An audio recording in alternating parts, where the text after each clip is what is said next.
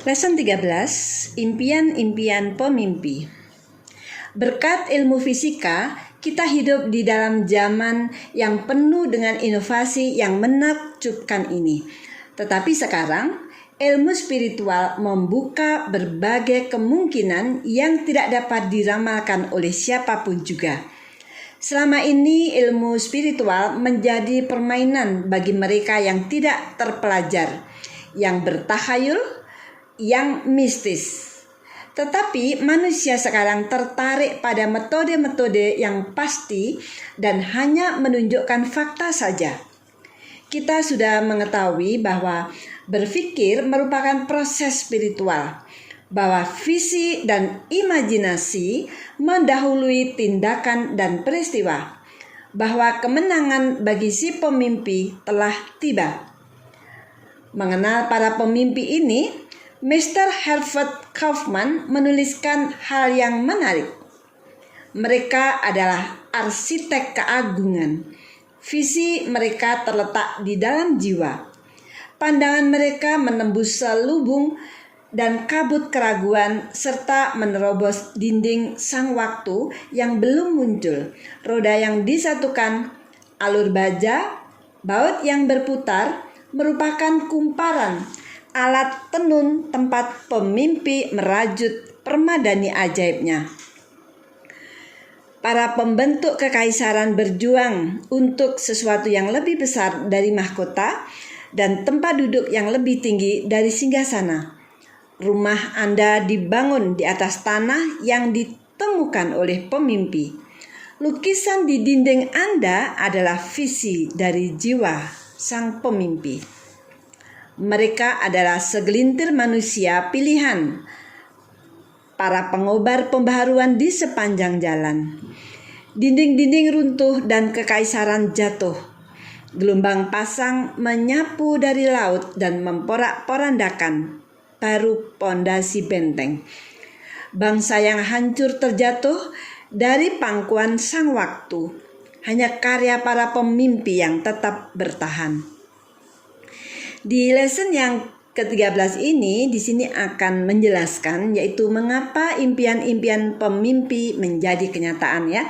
Jadi Anda sudah mulai punya gambaran bahwa buku ini nanti akan menuntun Anda ya untuk meraih impian-impian Anda ya. Jadi di sini akan menjelaskan tentang impian-impian pemimpi yang menjadi kenyataan.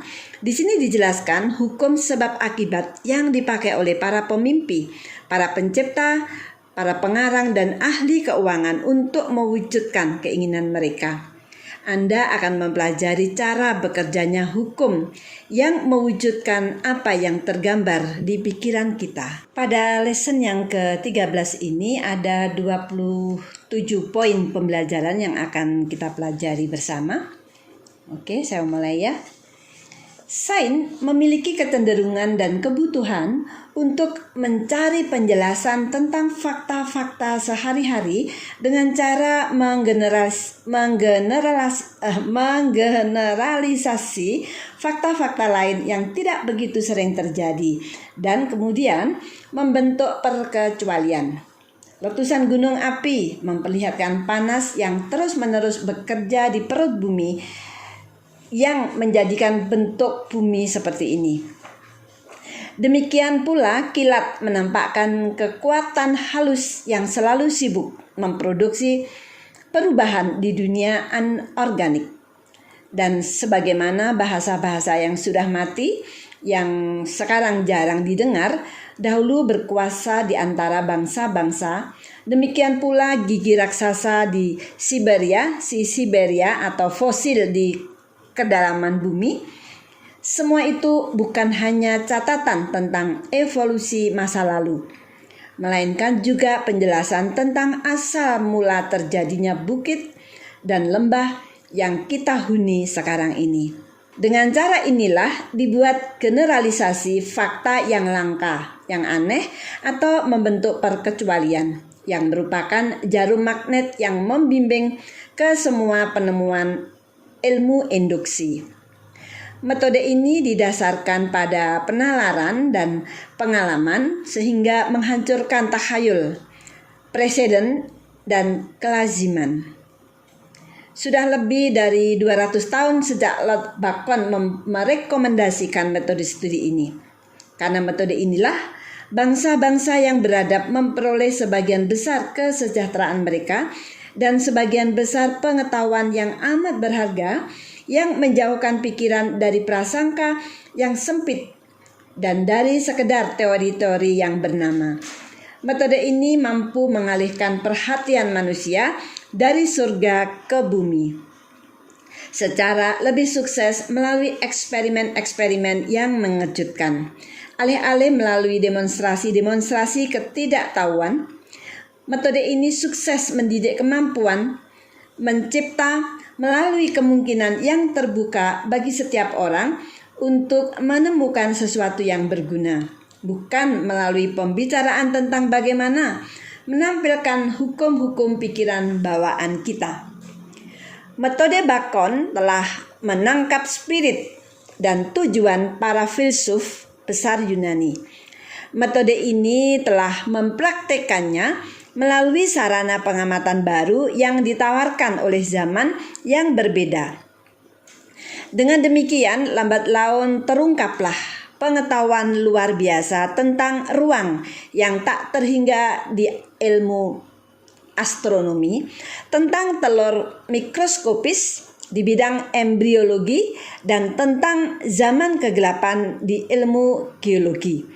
Metode ini membuka tatanan denyut ilmu yang tidak mungkin diungkap oleh logika Aristoteles, serta menganalisa elemen-elemen yang tadinya belum dikenal, sehingga ditemukanlah berbagai kombinasi materi yang tak bisa dipisahkan oleh dialektika studi pada waktu itu. Metode ini telah memperpanjang kehidupan, telah meredakan rasa sakit, telah menghapus penyakit, telah meningkatkan kesuburan tanah, telah memberikan jaminan keamanan baru bagi pelaut, telah menjangkau sungai-sungai besar dengan jembatan yang bentuknya tak dikenal oleh leluhur kita, telah mengarahkan halilintar dari surga ke bumi, telah menerangi malam dengan keagungan siang hari, telah memperluas jangkauan visi manusia, telah mengandalkan kekuatan otot manusia, telah mempercepat gerak, telah melenyapkan jarak. Ia telah memfasilitasi hubungan korespondensi, kantor, aktivitas bisnis. Ia telah memungkinkan manusia menjelajah ke dalaman samudra, terbang ke udara, secara aman menembus ceruk-ceruk bumi yang berbahaya. Inilah sifat dan lingkup sejati induksi. Semakin besar sukses yang telah dicapai manusia di dalam ilmu induksi, makin banyak lingkup ajaran dan teladannya yang makin mengesankan. Sebelum berlanjut ke pernyataan tentang hukum-hukum umum, kita perlu mengamati fakta-fakta individu dengan cermat, dengan sabar dan akurat, melalui semua instrumen dan sumber daya yang kita miliki. Untuk memastikan penahan percikan api yang diambil dari mesin listrik dalam berbagai kondisi, keberanian kita dirintis oleh Franklin yang melontarkan melalui layang-layang pertanyaan kepada awan tentang sifat petir. Untuk memastikan bagaimana benda-benda jatuh, Galileo menghitung secara presisi. Melalui Newton, kita berani bertanya kepada bulan tentang gaya yang menariknya ke bumi. Pendek kata, kebenaran kita gunakan untuk menentukan nilai. Saya ulangi, pendek kata, kebenaran kita gunakan untuk menentukan nilai dengan harapan kita memperoleh kemajuan universal yang tetap. Tidak kita izinkan prasangka rirani mengabaikan atau memutilasi fakta yang tidak diinginkan. Justru kita meningkatkan superstruktur ilmu, pengetahuan di atas landasan yang luas dan tak berubah, untuk sepenuhnya memperhatikan fenomena yang paling sering terjadi dan paling terisolasi. Materi yang terus bertambah dapat dikumpulkan melalui pengamatan, tetapi fakta-fakta yang terakumulasi memiliki nilai yang amat berbeda untuk menjelaskan alam. Sebagaimana kita amat menghargai sifat-sifat manusia yang bermanfaat, yang sangat jarang muncul, begitu juga filosofi alam mengayak fakta-fakta dan melekatkan keunggulannya pada kelompok yang menonjol, yang tidak dapat diterangkan melalui pengamatan kehidupan sehari-hari yang biasa. Maka, jika kita mendapati orang-orang yang kelihatan memiliki kekuatan yang tidak biasa, kesimpulan apa yang bisa kita ambil? Pertama, mungkin kita katakan hal itu tidaklah demikian. Yang sebenarnya hanyalah pengakuan bahwa kita tidak memiliki informasi. Setiap peneliti yang jujur mengakui bahwa banyak fenomena aneh yang selalu terjadi dan sampai sekarang belum bisa diterangkan. Sebaliknya, orang-orang yang sudah mengenal kekuatan kreatif pikiran tidak lagi menganggapnya sebagai sesuatu yang tidak diketahui sebabnya. Kedua, mungkin kita katakan bahwa itulah hasil campur tangan supernatural. Tetapi pemahaman ilmiah tentang hukum alam akan meyakinkan kita bahwa tidak ada apapun yang supernatural. Setiap fenomena adalah hasil dari suatu sebab akurat yang pasti. Sebab adalah hukum atau prinsip yang tak berubah, yang beroperasi dengan ketepatan yang tetap, terlepas dari apakah hukum itu dipakai secara sadar atau tidak. Ketiga, mungkin kita katakan bahwa kita berada di daerah terlarang, bahwa ada beberapa hal yang tidak boleh kita ketahui. Keberatan ini telah digunakan untuk melawan setiap kemajuan di dalam pengetahuan manusia. Setiap individu yang pernah mengajukan ide baru, entah itu Columbus, Darwin, Galileo, Fulton atau Emerson, pasti ditertawakan atau dianiaya. Akibatnya keberatan ini tidak perlu ditanggapi serius. Padahal justru sebaliknya, kita harus mempertimbangkan dengan cermat setiap fakta yang masuk ke dalam perhatian kita. Dengan demikian, kita akan lebih siap memastikan hukum yang mendasari fakta itu. Akan ditemukan bahwa kekuatan kreatif pikiran dapat menjelaskan setiap kondisi atau pengalaman yang dimungkinkan, entah itu bersifat fisik, mental, atau spiritual. Pikiran akan memunculkan kondisi-kondisi sesuai dengan sikap mental yang dominan. Jika kita takut pada bencana, karena rasa takut adalah bentuk pikiran yang kuat, maka bencana akan menjadi buah pikiran kita. Bentuk pikiran seperti inilah yang sering menyapu hasil usaha dan kerja keras selama bertahun-tahun. Jika kita memikirkan bentuk kekayaan materi, kita bisa menguncinya melalui pikiran yang terkonsentrasi. Kondisi-kondisi yang dibutuhkan akan terjadi dan usaha yang benar pun dikerahkan untuk memunculkan keadaan-keadaan yang dibutuhkan untuk mewujudkan keinginan kita. Tetapi kita sering mendapati bahwa ketika kita mengunci di pikiran hal-hal yang kita pikir kita inginkan, hasilnya tidak seperti yang kita harapkan. Mungkin kepuasan kita tidak berlangsung lama atau justru kebalikannya yang terjadi. Kalau demikian, bagaimana metode prosedurnya? Apa yang harus kita pikirkan untuk mengunci apa yang benar-benar kita inginkan? Apa yang diinginkan oleh Anda dan saya? Apa yang diinginkan oleh kita semua? Apa yang dicari oleh setiap orang adalah kebahagiaan dan harmoni. Jika kita benar-benar bahagia, berarti kita memiliki segala hal yang bisa diberikan oleh dunia. Jika kita sendiri bahagia, kita dapat membuat orang lain bahagia. Tetapi Kita tidak bisa bahagia kecuali kita memiliki kesehatan, kekuatan, teman-teman yang ramah, lingkungan yang menyenangkan, serta persediaan yang tidak hanya cukup untuk kebutuhan kita, melainkan juga untuk memberikan kenyamanan dan kemewahan yang berhak kita miliki. Cara berpikir yang kolot adalah menjadi seekor cacing yang puas dengan porsi apapun yang ada. Tetapi ide modern adalah mengetahui bahwa kita berhak memperoleh yang terbaik dari segalanya.